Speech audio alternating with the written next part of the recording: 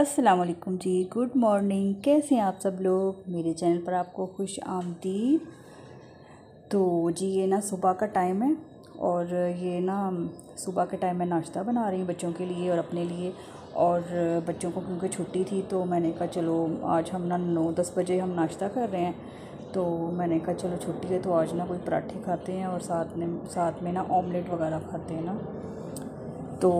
तो वैसे अक्सर ना वीकेंड पे या जब कभी वीकेंड के अलावा भी कभी दरमियान में छुट्टी हो ना तो बच्चे जो है ना वो नान चने वगैरह खुश होकर खाते हैं। वो नान चने या हलवा पूड़ी वगैरह ले आते हैं। तो अभी भी कह रहे थे बच्चे कि आज ना हलवा पूड़ी ले आते हैं। मैंने कहा नहीं, हलवा पूड़ी नहीं खानी, तो आज ना मैं पराठे बना लेती हूँ और साथ में एग वगैरह बना लेते हैं, ऑमलेट वगैरह बना लेते हैं। तो फिर वो बस मुश्किल से ही राज़ी हुए। तो मैंने फिर ना पराठे और साथ में ऑमलेट वगैरह बनाए। तो साथ में मैंने चाय रखी है और ये कल जो मैं घी बना रही थी ना तो मैंने इसी तरह ना आंच वगैरह बंद कर दी थी रात को ना। तो काफ़ी टाइम हो गया था ना तो मैंने कहा सुबह उठ के ना फिर मैं घी बना लूँगी। तो फिर मैंने सुबह उठते ही ना जब मैं नाश्ता बना रही थी तो साथ ही मैंने ना घी भी ऊपर रख दिया, क्योंकि घी जो है ये स्लो आंच पे पकता है, इसको मतलब बनने में भी काफ़ी टाइम लग जाता है ना। तो इसी तरह मैंने कहा चलो आहिस्ता आहिस्ता हल्की आंच पे ना ये घी बनता रहेगा। और इस तरह मैं ना पराठे वगैरह बना रही हूँ। साथ मैंने ऑमलेट बनाया। ऑमलेट जो है मैं अपने लिए जो बनाती हूँ ना ऑमलेट, उसमें मैं सब्ज़ मिर्चें, सब्ज़ धनिया और इस तरह की चीज़ें डालो, टमाटर और ये चीज़ें डाल के बनाती, इतना मज़े का बनता है ना ऑमलेट वो। तो लेकिन ये ना ये मैं अब अपने बेटे के लिए ऑमलेट बना रही हूँ तो उसके लिए ना मैंने खाली काली मिर्च, नमक और ज़ीरा और बस ये डाल के मैंने बनाना होता है ना। वो नहीं, सब्ज़ मिर्चें भी नहीं वो खाता, सब्ज़ मिर्च डाल दे तो वो ना खाना वही छोड़ देता है। तो इसलिए ना मैं उसके लिए ना इसी तरह ऑमलेट बनाती हूँ तो इस तरह वो खुश होकर खा लेता है ना। देसी घी का पराठा बनाती हूँ साथ में ऑमलेट, और इस तरह का ऑमलेट ना बच्चे आराम से खा लेते हैं। और मुझे तो वैसे ग्रीन अच्छा लगता है ना। तो ये देखिए अल्हम्दुलिल्लाह से मेरा जो घी है ना वो भी तकरीबन मतलब डन होने वाला है ना। तो ये चाय चाय जो हम लोगों ने तो नाश्ता कर लिया था, तो ये मैं अपने बेटे का ही बना रही थी। तो मैंने उसके लिए थोड़ी सी चाय रखी थी बनाने के लिए, तो मैंने कहा उसको फटाफट से चाय भी बना दूँ। साथ ही नाश्ते के साथ ही चाय अच्छी लगती है तो क्योंकि चाय जो है ना उसके लिए मैं फ़्रेश अलहदा में बनाती हूँ ना। मतलब जो बच्चा उठा होता है ना मैं सिर्फ चाय उसके लिए बनाती हूँ, और फिर जिस बच्चे ने बाद में उठना होता है ना उसके लिए बाद में फ़्रेश बनाती हूँ। क्योंकि चाय को जब दोबारा गर्म किया जाए ना तो उसका टेस्ट ही चेंज हो जाता है ना, उसका कलर भी अजीब सा हो जाता है और उसका टेस्ट तो बिल्कुल ही चेंज हो जाता है। तो वो मज़ा नहीं देती चाय पीने में ना, एंजॉय नहीं बंदा करता। तो ये मेरा घी भी अल्हम्दुलिल्लाह से तैयार हो गया है। तो ये मैं ना एक का नाश्ता बनाया था तो मेरे बच्चे दूसरे भी बारी बारी उठ रहे थे, तो मैंने फिर उनके लिए भी अब बनाना शुरू कर दिया है। तो अब चाय जो है वो मैं दोबारा से बनाऊँगी, पहले एक को दे के ना उसके बाद फिर मैं दोबारा से चाय जो उठा है उसके लिए बना लूँगी। और ये देखें अल्हम्दुलिल्लाह से घी मेरा माशाल्लाह से इतना अच्छा बना था ना। तो मैं इसी तरह करती हूँ, जब मेरा एक बाउल हो जाता है ना पलाई का तो फिर मैं उसको ना उसका फ़ौरन से घी बना लेती हूँ, क्योंकि जब तक ये यूज़ होता है ना फिर मेरा घी ख़त्म हो जाता है ना। तो इसी तरह मैं फिर ना घी जल्दी बना लेती हूँ। कुछ लोग करते हैं कि 3-4 बाउल भर के ना उसको इकट्ठा घी बनाते हैं ना, लेकिन मुझे ज़रूरत होती है ना घी की। अगर मैं इंतज़ार करूँ 2-3 बाउल भरने का तो वो फिर मेरा घी जो है ना मुझे यूज़ करना होता है ना, तो फिर वो मेरा ख़त्म जल्दी हो जाता है। क्योंकि हम लोग ना घी के पराठे सुबह खाते हैं और दोपहर और शाम में रोटी जो है ना वो भी घी ऊपर चोपड़ के ना रोटी जो खाई जाती है वो खाते हैं। तो ये देखिए अब अल्हम्दुलिल्लाह से घी बन गया और अब मैं चाय डालने लगी। बाकी जो बच्चे उठे तो उनके लिए मैं चाय अब डाल रही हूँ। तो बेटे ने तो नाश्ता कर लिया था और बाकी जो बच्चे बाद में उठे थे उनका नाश्ता मैंने बनाया था फिर। तो मैंने कहा चलो वो भी नाश्ता कर लें आराम से।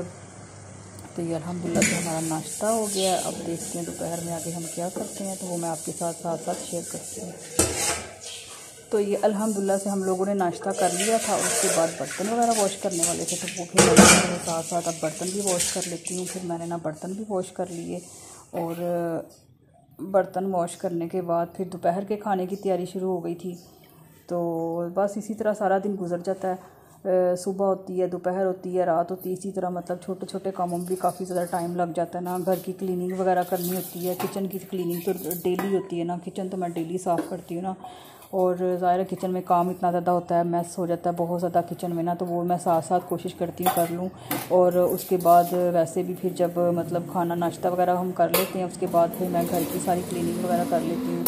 और इस तरह ये होता है कि मतलब इसी तरह ना सारा दिन गुजर जाता है ना मेरा। तो ज़ाहिर अब व्लॉग बनाते हुए हर चीज़ तो बंदा शेयर नहीं कर सकता ना, तो इसीलिए मैं थोड़ी थोड़ी चीज़ें ही शेयर करती हूँ। तो मैं क्लीनिंग वगैरह और इस तरह की कभी मैंने शेयर नहीं किया। तो जो क्लीनिंग वगैरह होती है, कपड़े वॉश, ये वो हर चीज़ होती है। सिर्फ ये बर्तन वगैरह जो होते हैं उसका होता है मुझे, वो किचन में खड़ी होती हूँ तो मैं तो कहती हूँ वो कर लेती हूँ थोड़ा। तो बर्तन जो होते हैं वो जब मैं नाश्ता करती हूँ ना, कई दफ़ा होता है कि मैंने चाय वगैरह रखी होती है तो वो साथ साथ ही मैं फिर बर्तन वॉश कर लेती हूँ। कुछ बर्तन मैं साथ साथ कर लेती हूँ वॉश, फिर कुछ नाश्ता करने के बाद जो बच जाते हैं वो फिर उनको बाद में कर लेती हूँ। तो उसके बाद फिर मैं घर की क्लीनिंग वगैरह की तरफ हो जाती हूँ और बस फिर इसी तरह मेरा सारा दिन मतलब गुजर जाता है। तो ये ना मैं करेले ना पिछले दिनों जब लेके आई थी तो मैंने ना इसी तरह काट के ना तो इसको धो के ना फ्रीज़ कर दिया था। मैंने इसको फ्राई नहीं किया था ना, क्योंकि मैं ना बहुत ज़्यादा थकी हुई थी और मेरे पास टाइम ही नहीं था, इतने मेरे और काम भी करने वाले थे ना, तो इस वजह से ना मुझे टाइम ही नहीं मिला ना करेलों को ये फ्राई करने का। मैं तो इसको ना फ्राई करके रख देती हूँ, अगर टाइम ना हो ना तो मैं इसी तरह ना इसको काट के ना फ्रीज़र में रख देती हूँ। और मैंने ना इसको काट के ना फ्रीज़र में रख दिया था और फिर इसको वॉश करके ना दोबारा बाहर निकाल के रखा हुआ था। तो इसको पानी लगाया, डीफ्रोस्ट हो गया। उसके बाद मैं अच्छी तरह इसको ना मतलब पानी को अच्छी तरह से निचोड़ के तो इसको ना मैंने ऑयल में डाल दिया, साथ में इसमें थोड़ा सा नमक डाल के ना तो इस तरह मैं करेलों को फ्राई कर रही हूँ। तो इस तरह ये ना करेले जो अच्छी से फ्राई हो जाएंगे और इसको फ्राई करके ना तो फिर इसको बाद में जो है ना मैं इसको फ्रीज़ कर लूँगी। जब पकाने होंगे, जितने मैंने पकाने होते फिर मैं उसको ना उसी हिसाब से ना उतने से निकाल लेती हूँ और उसको बाद में फिर यूज़ कर लेती हूँ। तो ये एक साइड पे मैंने करेले रख दिए और मेरे पास ना एक गोश्त का पैकेट पड़ा हुआ था, तो मैंने करेले निकाले तो गोश्त भी पड़ा हुआ था एक पैकेट। तो मैंने कहा चलो इसको भी पका के ना अब मैं ख़त्म करूं, तो फिर बाद में ज़्यादा देर पड़ा रहना इसका जायका भी चेंज हो जाता है। तो फिर ये ना मटन था तो मैंने इसको क्या किया, मैंने सोचा कि आलू मटर और गोश्त बना लेती हूँ और साथ रात को राइस बना लूँगी। तो मैंने जो है ना मटर जो थे ये भी इसको मैंने मतलब इसको ना फ्रीज़ किया होता, मटर वगैरह ला के अक्सर ज़्यादा फ्रीज़ किए होते हैं। और ये गोश्त था इसका पैकेट निकाल दिया। मैंने कहा चलो ये तब तक इसको पानी डाल के रख देती हूँ, ये डीफ्रोस्ट हो जाएगा। और उतनी देर में फिर मैंने प्याज काट के इसमें डाल दिया और एक साइड में मेरे करेले जो है ना वो भी फ्राई हो रहे हैं। तो साथ में सालन भी मतलब बन जाएगा रात का और साथ में करेले वगैरह भी ना फ्राई हो जाएंगे।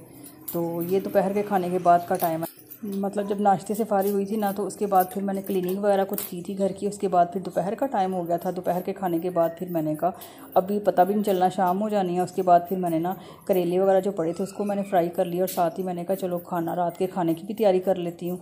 तो इस तरह ना मैं किचन में क्योंकि खड़ी थी तो मैंने कहा साथ साथ जो है ना मैं रात के खाने की तैयारी भी कर लेती हूँ, क्योंकि अब मैं करेले करूँगी, उसके बाद करेले रख के उसके बाद में मैं किचन का काम फिर दोबारा करूँगी, मतलब रात के खाने की वो टाइम ज़्यादा लग जाना है। तो मैंने कहा साथ साथ जो है ना ये भी कर लेती हूँ, तो इसी तरह मेरा खाना भी साथ बन जाएगा, साथ में मेरे करेले जो हैं वो भी फ्राई हो जाएंगे।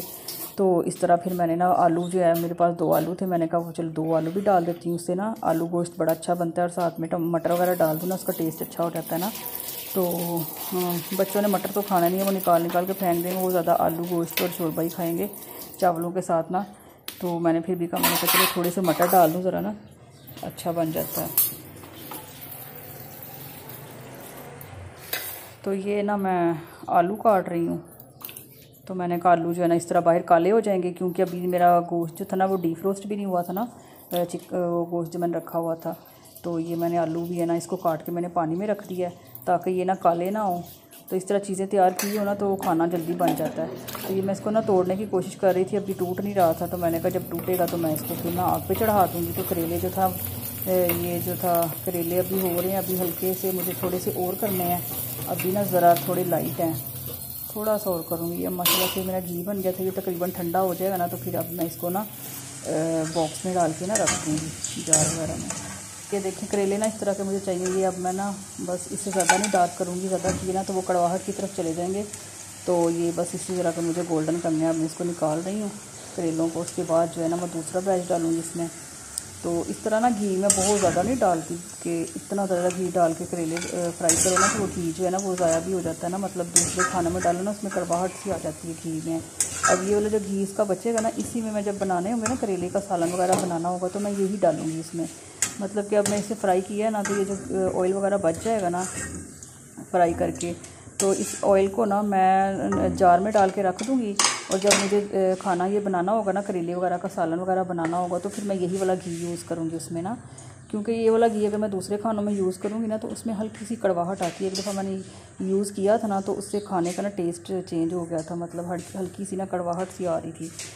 तो ये ना मेरा अब मैंने दूसरा जो बैच है वो डाल दिया है उसमें करेले का, तो वो भी हो जाएगा। और इसमें मेरा जो है ना वो मटन जो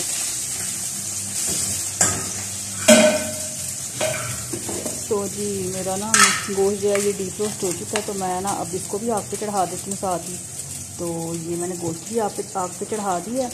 तो इसमें मैं नमक और सिर्फ हल्दी डालूँगी और साथ में मैं ना इसमें खड़े मसाले डाल के ना फिर मैं इसको प्रेशर को लगा देती हूँ। तो इस तरह से ना साथ साथ मेरा वो जो है करेले जो हैं वो भी फ्राई हो जाएंगे और एक साइड पे मेरा जो सालन जो है ना वो बन जाएगा। तो मैंने पानी इसमें इतना ही डाला कि जितना ना मतलब ये तो 15-20 मिनट तक प्रेशर लगाऊंगी ना, तो जितना ये पानी ना खुश्क हो जाए ना 15-20 मिनट तक। पहले 15-20 मिनट लगा के देखूँगी, अगर तो मेरा मतलब गोश्त वगैरह ना गला तो फिर मैं इसको 5 मिनट मज़ीद और प्रेशर लगा दूँगी। तो कई दफ़ा होता है कि हम लोग जब मतलब गोश्त वगैरह बनाते हैं प्रेशर में, तो हम लोग प्रेशर लगाते हैं तो हमारा गोश्त भी गल जाता है और उसमें पानी भी बच जाता है ना। तो मैं क्या करती हूँ कि मैं ना उस पानी को ना निकाल लेती हूँ। पानी को निकाल के फिर प्रेशर को जब प्रेशर में जो पानी जितना भी होता है ना वो सारा निकाल लेती हूँ, क्योंकि फिर गोश्त की भुनाई करनी होती है ना। तो फिर मैं गोश्त की भुनाई करके ना तो उसके बाद वो पानी ऐड कर देती हूँ।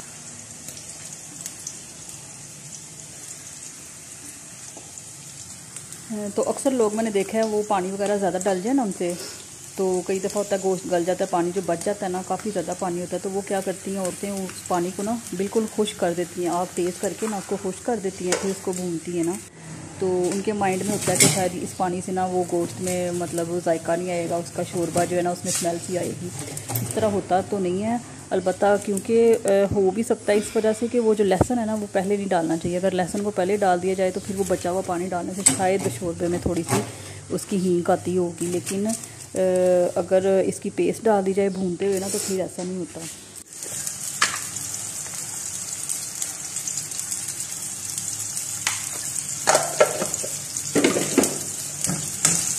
तो बस हर एक अपना अपना पकाने का अंदाज़ होता है, हर कोई अपने तरीके से पकाता है, जिसको जो अच्छा लगता है उसी तरीके से बनाता है। ज़ाहिर है जिसने जिस तरीके से अपनी माओं से सीखा होता है तो वो उसी तरीके से आके पकाती हैं। कुछ लोग शादी से पहले हम लोग मतलब अपने तरीके से बनाते हैं, जिस तरह पेरेंट्स हमारे पका रहे होते हैं तो हमारी माएँ जिस तरह बनाती हैं, और शादी के बाद जब हम शादी होकर जाते हैं तो वहाँ पे जाके देखते हैं तो वहाँ पे उनके और कोई तरीका होता है पकाने का। इस तरह हर एक अपना अपना तरीक़ाकार होता है मतलब खाना वगैरह बनाने का। तो इसी तरह जब मेरी शादी हुई थी, तो हालांकि मेरी शादी फैमिली में हुई थी, तो फिर भी ना तो हमारी फैमिली में ना मतलब पहली ईद आई थी, जब बकरा ईद आई थी, तो उसमें ना कलेजी वगैरह बनानी थी। तो वो ना मेरी नंद ने मुझे कलेजी बनाने के कहा, तो मैंने उसे कहा कि चलो ठीक है मैं बनाती हूँ। तो मैं ना अपने तरीके से बना रही थी, तो वो मुझ पे हंस रही थी कि ये तुम अब किस तरीके से बना रही हो ना।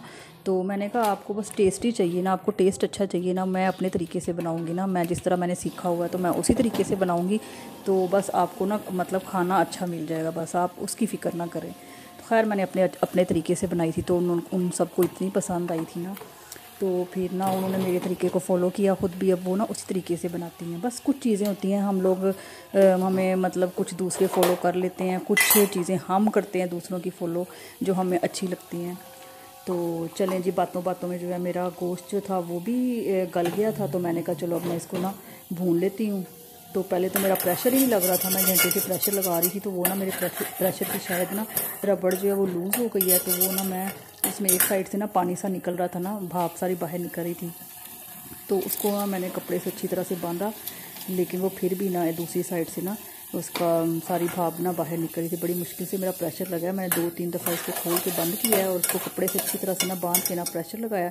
तो अल्हम्दुलिल्लाह से फिर ना मेरा प्रेशर भी चल गया था। तो मेरा गोश्त भी अल्हम्दुलिल्लाह से 15 मिनट में ना अच्छा खासा ना मेरा गोश्त गल गया।